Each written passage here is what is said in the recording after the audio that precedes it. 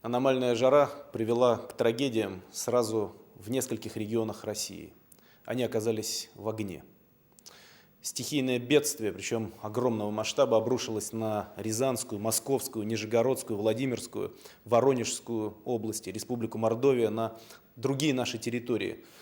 Сегодня пожар бушует в 14 регионах нашей страны, огромные площади охвачены огнем.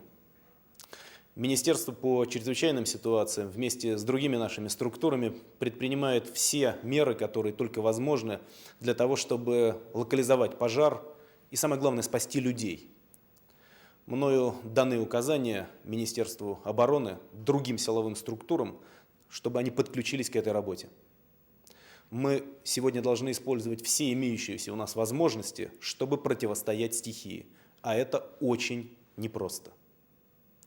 Ситуация по-прежнему остается очень тяжелой. Жара не спадает, прогнозы трудные, и поэтому опасность возникновения новых крупных пожаров не уменьшается.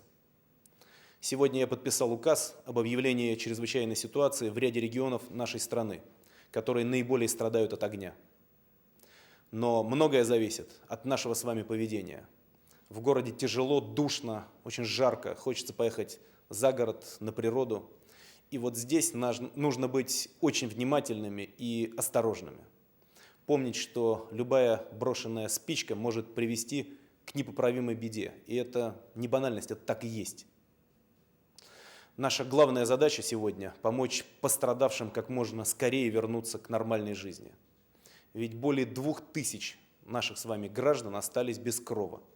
Среди них много детей, много стариков, больных людей.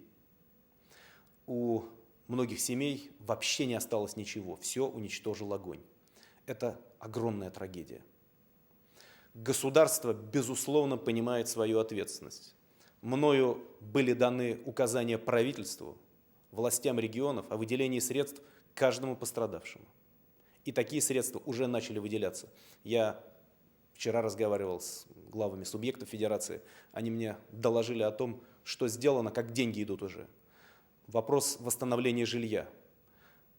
И это, может быть, самая сложная тема.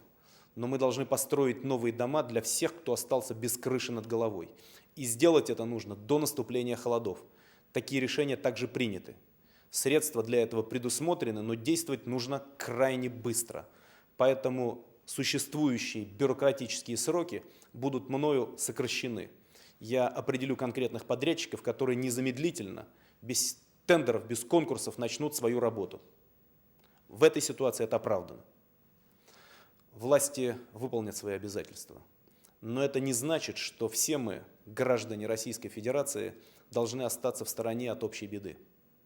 Люди уже объединяются, чтобы помочь тем, кто в секунду потерял все. Так делают во всем мире. Люди приходят на помощь друг другу, объединяются, чтобы совместно бороться с огнем. Помогают семьям, которые остались без крова, остались без всего. Давайте поможем тем, кто попал в беду.